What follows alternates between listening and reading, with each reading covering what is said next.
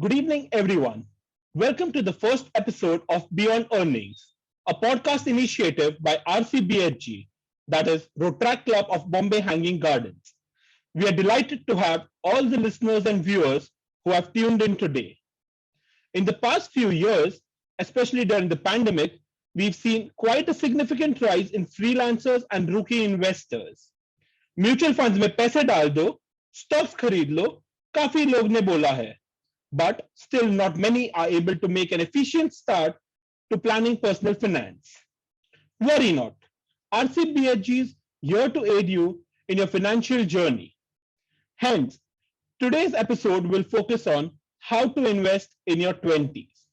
And to officiate our first episode, we have Ms. Pooja Patel on board with us as our guest speaker. I welcome you, ma'am, to the show. Thank you. Thank you. Thank you. I would like to start by giving a brief introduction about her. Pooja, ma'am, is one from whom we can learn everything about personal finance. She gained her inspiration from her father, who is an experienced professional in the financial industry. Pooja's interest took her to earn the Certified Financial Planner's certificate. She is also a certified NISM research analyst. Soon enough, she finally decided to start her own advisory called Profit Tiger, a subsidiary of her father's company. Before we get into the questions, we got quite curious when we came across the name Profit Tiger. We would request you, ma'am, to throw some light on the ideology behind the creative name. Sure. So Profit Tiger is something name came up from my father.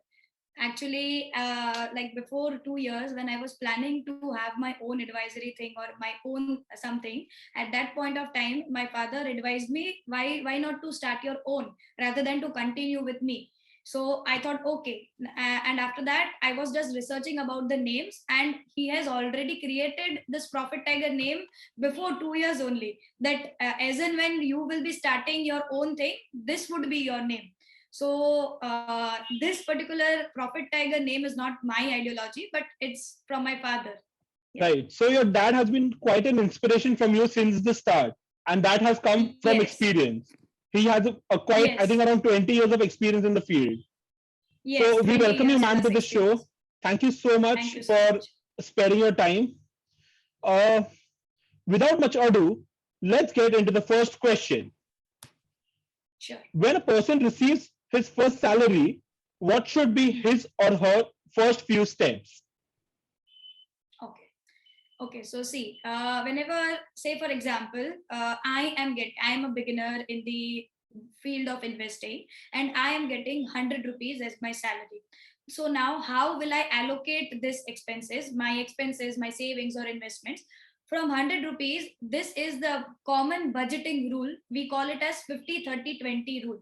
So from 100 rupees, 50 rupees will be going to my needs. That is groceries, household expenses, or rent, electricity bills, and which is basically a need in my day-to-day life. Right. Second, 30% will go towards my wants, like shopping, then car expenses, home loans, and rest other basically luxuries, you mean to say. Luxuries, yes, right. Luxuries. And rest 20% will go towards my saving or investment. Right. So this is how I think everyone should start with. Whenever, obviously in 20s, you will be experiencing new new jobs, and obviously you will be happy that I'm getting this much salary. How should I allocate it and everything? So this is the basic rule. I think everyone should go for 50-30-20, divide it accordingly, and invest the 20% into the instruments according to your goals and time frame. Right. Going on to the next question. After all the basic expenses are met, what is the scope of investment with the remaining funds? Okay, so 50% we have deducted, 30% we have deducted. Now we have 20 rupees. So how do we allocate the 20 rupees in the field of investing? There are many different instruments involved. So now at your age of 20, you'll be confused that there are a lot of options with me. Where should I invest? Now, first thing, this depends on your financial goal also and your time frame also, that how far is that particular goal. According to that, you will categorize your goals into short term goals, medium term goals, and long term goals. So according to that, you will select instruments. Now instruments are very vast instruments are there. Say for example, you have stock market, you can invest directly into stock market. You can invest into mutual funds, you can invest into cryptocurrencies nowadays. You can invest into say real estate trusts, REITs we call as. You can invest into gold. So there are many lot of instruments. So now you have to first consider at this stage that whatever 20 rupees you are investing, that should be associated with a particular goal to achieve in future. I would be very keen to know that when you were in your 20s, how did you start investing? What was the first step that you took at that time for investing a particular amount? Okay. So my investment journey basically started, see, first I was going into college. Obviously at that point of time I was not earning. So I was just spending the amount as it is. At that point of time also I was not saving from my pocket money. Once I got in second year, at that point of time I was not interested into the field wherein I was learning, what I was studying, like BSc Garment Technology I was studying in MSU Baroda, but I was not interested into that field. So at that point of time my father told me, why not you try into finance field. So I started with the mutual fund exam, NISM 5A mutual fund exam. And after that, I got a little bit more interest. I thought this was a very short duration course. So after that, I took up CFP. After that, it took me around 2 years to complete it because 1 year was all gone with the COVID and everything. So after that, when I cleared CFP, and after that, I started working with my dad and with my own subsidiary firm. And from that, when I started earning, I realized what is like how the investment is important in our life. And at that point of time, I personally started with direct equities because in the whole lockdown phase, I was more curious to know about stock market and everything. So my father taught me everything. I haven't taken any course or anything. He only taught me about stock market investment and everything. So, but my suggestion as a beginner to everyone would not be start with direct equities. They can go with either index funds or ETFs or a mutual fund, because direct equity is something starting directly would be kind of riskier.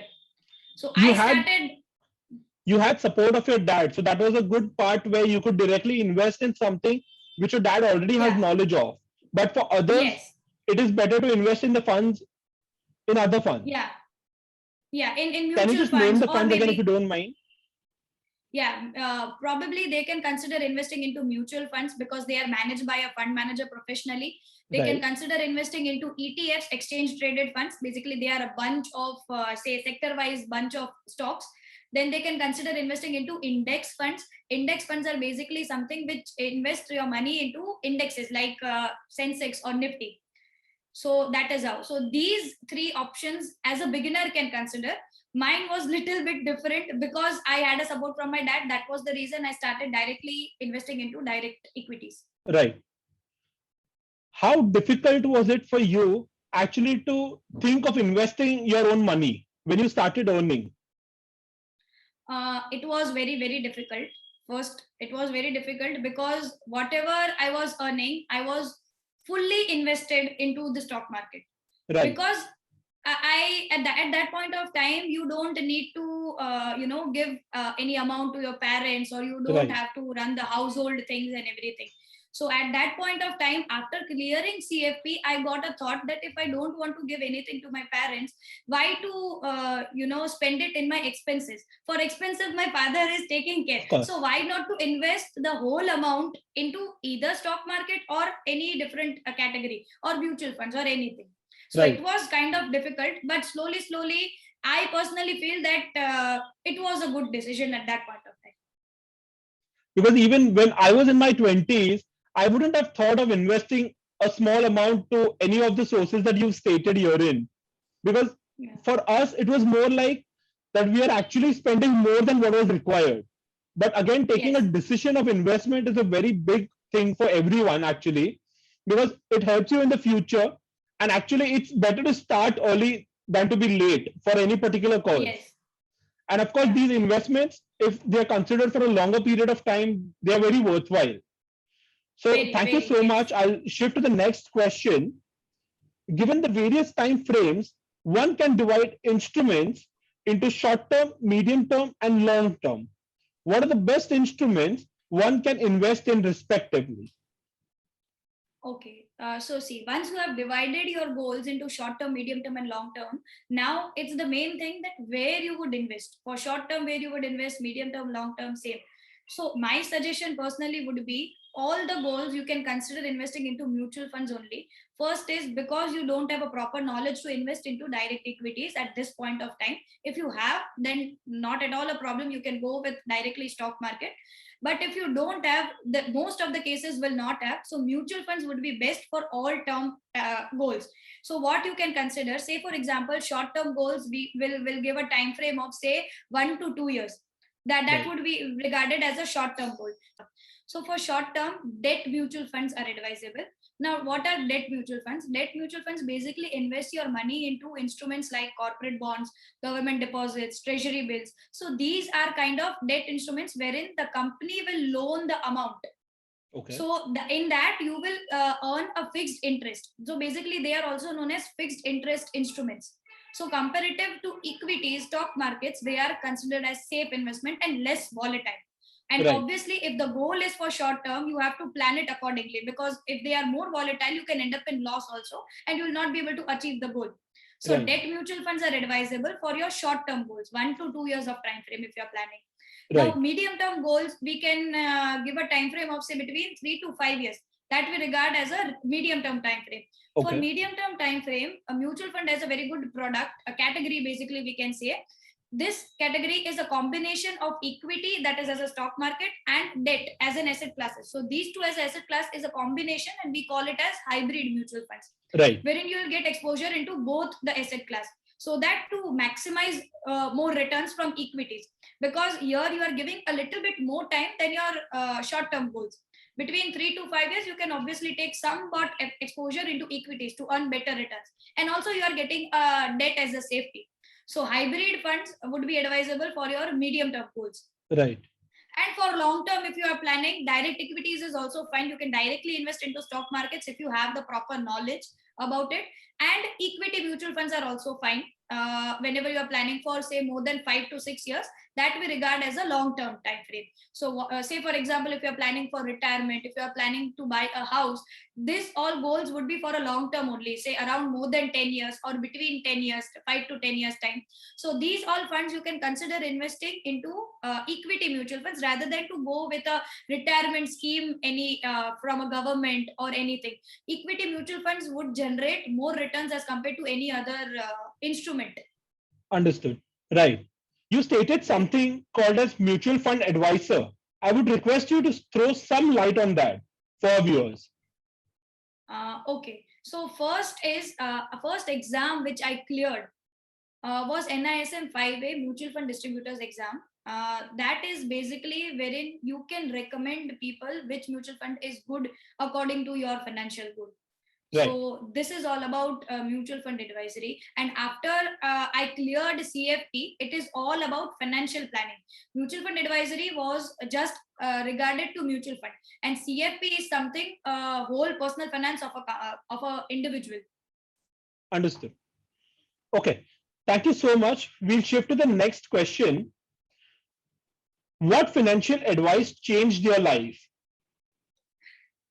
Financial advice from my dad only, of course, because I was spending way too much, as everyone out of you are watching. Of I was course. spending just like you only in the college. Like I didn't have a proper math also, that what I am receiving, what is going from my pocket. Right. Sorry. So uh, obviously in your 20s you will be like that only. But when COVID struck, at that point of time, when I learned about everything, and when I started, especially the CFP, Certified Financial Planner certification, these two combined, I get to realize from my own studying also, and from my dad also, that this would be like necessary in my life. Right. Investment is very necessary. Right. Are there any other such courses that could help a student grow, In a a field of short term or finance, a long term course? Any of them? yeah, in a field of finance only you are talking about, Yeah. right? Okay, so see, CFP, I'll just brief you about what is CFP. CFP is something certified financial planner, which is regulated by a FPSP USA. The board is from the USA, and it is certification is valid in 26 other countries apart Okay. from India. And this particular course, you will learn about tax planning, retirement planning, estate planning, investment planning, and the overall financial planning basically of a person, individual I'm talking about. So Okay. if you want to gain perspective in personal finance, CFP would be the best course. Another course you can consider is CFA in the field of finance, that we Right. call as Chartered Financial Analyst. CFA is something little bit tougher than CFP, because obviously it costs more also compared to CFP, and also it is tougher also. But CFA is something on overall finance. Basically, when you want to manage a company's finance, that would be good to continue with the CFA. And when you want to go to a personal finance thing, CFP would be good. So these two courses in finance broadly I would suggest. Short-term courses I haven't take any, so I wouldn't able to suggest on any short-term Understood. courses. No worries. We can shift to the next question. What, according to you, classifies as a risk in finance or investments? A, possibility of losing all the investments. B, inflation. C, low liquidity of asset. Or D, all of the above? My answer is inflation, because inflation is something which will not be able to calculate. That is also not in our control. Rest all things still we can control at any factor. But inflation is not in our hands. That will be, say, for after 2 years, it will be much higher. After 3 years, it will be much higher. Here, I would like to give one example. For example, you want to buy a car of 5 lakhs rupees. As of now, the price is 5 lakhs rupees in 2021. After Right. 4 years, say for example, you want to buy, that would be 2025. Now, this 5 lakh will not remain 5 lakhs after 4 years. Of So, course. how you need to calculate that? Say, for Okay. example, we take inflation as 7.5%, and Okay. we take the number of years that after 4 years we'll be needing this amount.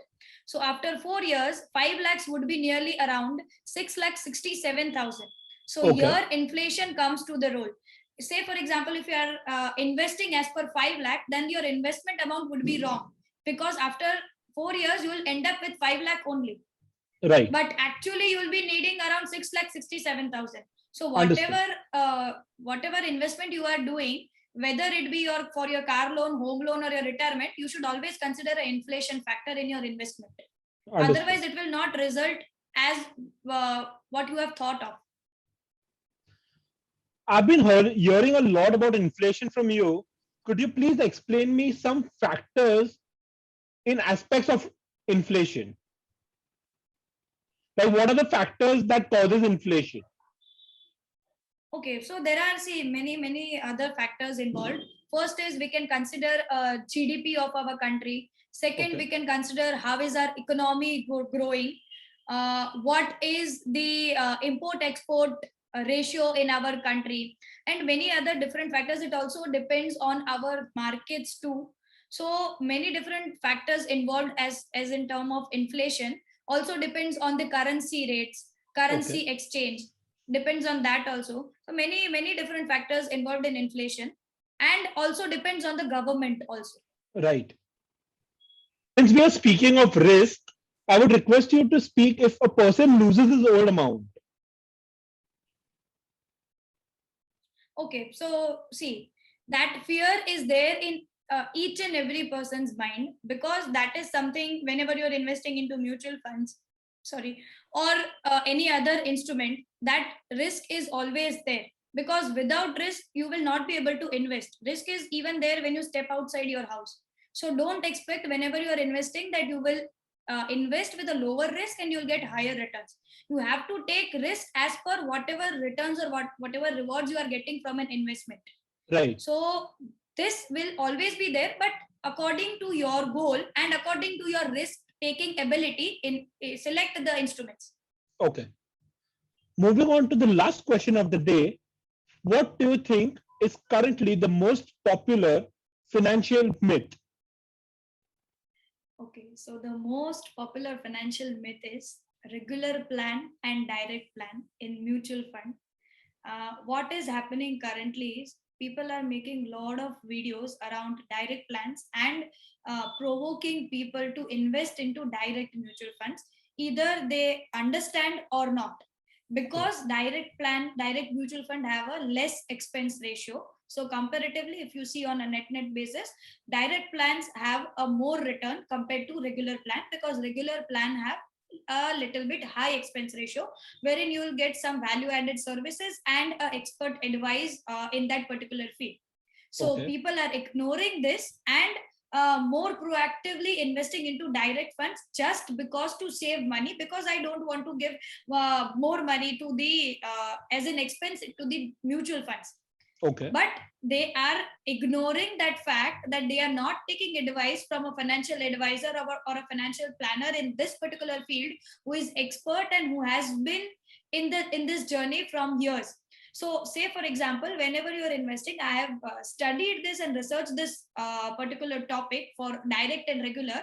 So what happens in direct mutual funds na, आप पैसे बचाने जाते हैं पर Okay. आपको एक proper advice नहीं मिलती है. फॉर एग्जाम्पल, डायरेक्ट वाला म्यूचुअल फंड में SIP कर रहा है at a time frame of 10 years, Okay. पर वो 5 साल तक भी कंटिन्यू नहीं कर पाता है due to may be volatility in the market. Markets down जा रहा है, मार्केट कंसोलिडेट हो रहा है, उनको रिटर्न्स नहीं मिल रहा है फंड में से, may be a wrong advice from a friend, क्योंकि उन्होंने खुद रिसर्च करके गूगल पे से एक कोई भी वैल्यू रिसर्च है, मनी कंट्रोल है, बहुत सारी वेबसाइट्स है, वहां से उन्होंने सर्च करके सिर्फ म्यूचुअल फंड बाय कर लिया है, because you are paying less expense ratio, you don't want to go with a regular plan. So what happens is here, I will give you a short example here. अगर आपको कुछ हुआ है, as in you are facing with some disease, for example, so what you will do as a layman, आप Google पे search करके medicine search करके और मेडिकल स्टोर में से बाय कर लेंगे, or else you will consult a doctor once and after that you will go for the medicine or cure, what is the cure for that disease. Right. Obviously you will consult a doctor. So this works in this particular industry also. Why to take a risk by investing on your own or by a friend choice? Because this is your hard earned money.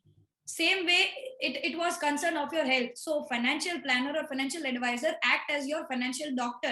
You should always consult your expenses, your investments with your financial advisor so that they can guide you properly.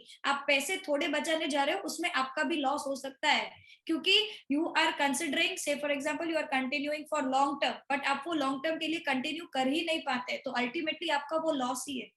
Right. So this is the biggest financial myth as of now in this particular situation, that people think मैं थोड़े पैसे बचाने जा रहा हूँ इसलिए मैं direct mutual fund में इन्वेस्ट कर रहा हूँ. Right. But as an expert and as an experienced person in this field, I think one should consider first a financial advisor or financial planner where they can invest what are their financial goals, and accordingly they can considering investing, because a mutual fund also needs reviewing and rebalancing as per the market conditions, and if they are investing by their own, they will not get all these services. Right. So considering reviewing and rebalancing a mutual fund, there is always another myth also that people think about.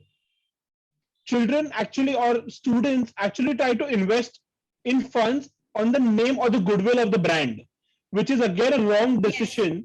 Because there are many such conditions that can either increase the price of the product or reduce the price of the product. So if you could just throw some light on that part of it also, so that people do not invest in the wrong way. Yeah, what is happening currently is many youth are focusing on only mid cap and small cap funds. Why? Because they are seeing good returns potential into those funds. After that, they are ignoring the fact that for how long they want to invest or what is the goal related to their investment. So this is not how should you should go for. As I stated before also, that the funds allocation should be according to your goals. If you're planning for short term, go for debt mutual funds. If you're planning for medium term, go for hybrid. Planning for long term, then only go for equity funds, because mid cap and small cap tends to have a high volatility as compared to any other funds. Right. Obviously the returns generation is good, but for that you need to wait for 10 years, 15 years. Now that in direct fund, no one is there to advise them that if you want to invest into mid cap and small cap, you need to wait at least for 10 to 15 years to generate good returns out of it. One another factor is that people thinks that regular plans जो है वो HNIs के लिए ज्यादा beneficial है, retailers के लिए नहीं है, because ultimately we are only investing 5,000 or 10,000 as a SIP, 1,000, 2,000. तो हमें expert advice की क्या जरूरत है? बट उनको ही ज्यादा जरूरत है, क्योंकि उनको लॉन्ग टर्म के लिए कंटिन्यू करना होता है. ऑब्वियसली HNI तो डायरेक्ट में अगर इन्वेस्ट करता भी है तो वो एक मैनेजर रख लेगा to associate with this financial aspects all the thing. पर retailers को ये ज्यादा चीज की जरूरत है, क्योंकि फर्स्ट इज उनके हार्ड अर्न मनी है, उनको इन्वेस्टमेंट डिसीजंस की जरूरत है, क्योंकि उनके अलग अलग गोल्स के अकॉर्डिंग वो लोग इन्वेस्ट कर रहे हैं. अगर HNI का एक गोल अचीव नहीं भी हुआ, so that is fine, but retailers need this expert advice, because आप जो कर as a student or as if you are into your 20s, obviously you will be associated with your different work. You will be either self employed or you will be either working under a firm. तो आपके पास ये सारा time है कि आप खुद से अपना रिसर्च करके कर पाओ और उनका रिव्यू और रीबैलेंस कर पाओ. Better to go with little bit higher expense ratio but with a safe kind. अगर फंड में कभी कोई प्रॉब्लम आता है इन फ्यूचर, तो that financial advisor will help you in that regards at that point of time. Right. So this is a very good advice to all the viewers, that a person should not invest on the name or the goodwill of the mutual fund or any other sort of fund, but there is always a need to have a mutual fund advisor or a person who is experienced in this particular field, so that the person does not face high risk. Also, Yeah. to note that having a mutual fund advisor does not mean that your money is safe. There are always certain conditions that the market value of the product may go up or down. So as it is stated, mutual funds are always subject to market risk. This is seriously a very good start to our podcast journey. Thank you so much, Ms. Pooja, to spare your valuable time with us. I would like to request you if you could give some inputs on the same to our viewers. Yeah, sure. See, first thing is start investing as soon as possible, because I have made that mistake. You don't. Please start your investing as per your goals, whether it be short term, long term, however it is. Second is invest according to your risk appetite. Always don't just go and run after the returns, that this scheme or this fund is giving me higher returns or this stock is giving me higher returns. Let me invest in that. Right. Always check your risk. Always check your goal for whatever aspect you are investing, and start investing as soon as possible. That will obviously be fruitful for you only in this journey. Right. From today's podcast, even I have learned a lot from you. Thank you so much, Pooja ma'am. And even the viewers will be benefited a lot. We also look forward to have you on board for our other episodes. Thank you so much. Thank you. Thank you. Thank you so much for having me.